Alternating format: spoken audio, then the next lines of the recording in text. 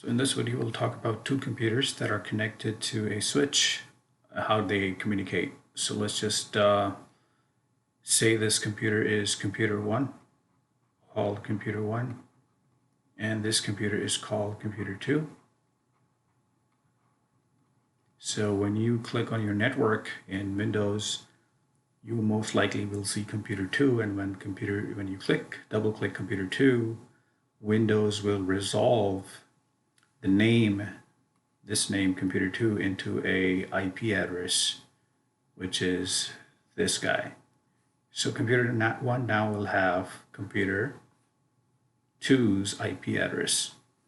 So he's got the source and he's got the destination, which is 10.1.1.2. Since they both are on the same subnet, which is /24, 8, 16, 24, same subnet, /24, 8, 16, 24, right? Since they are on the same subnet, they don't have to go to the default gateway, which is configured to be a 254. So now the second thing that computer 1 needs after getting the IP address is the MAC address of computer 2. That's the second address.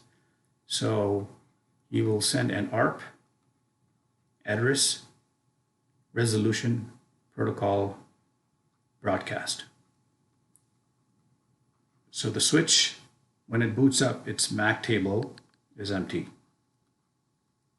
Media access control table is empty. When it sees,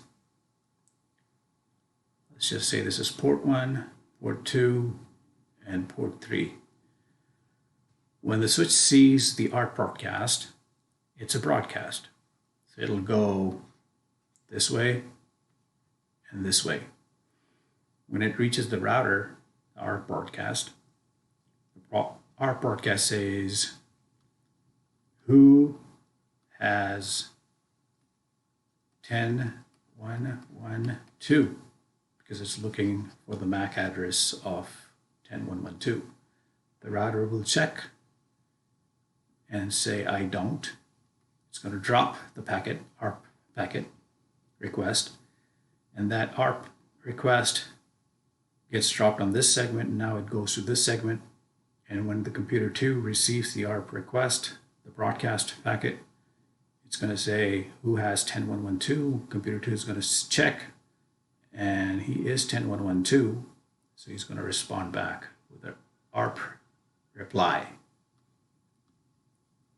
And that is going to be a unicast, not broadcast. The request was a broadcast, it went everywhere, all ports. The reply is a unicast. So it's not going to go to the router, it's just going to come from here, and it's going to go back to the computer 1. When the switch first gets the broadcast ARP, the source MAC address was this guy. So the MAC table, the switch automatically learns that port 1 has a source or somebody connected on port 1 with the address of,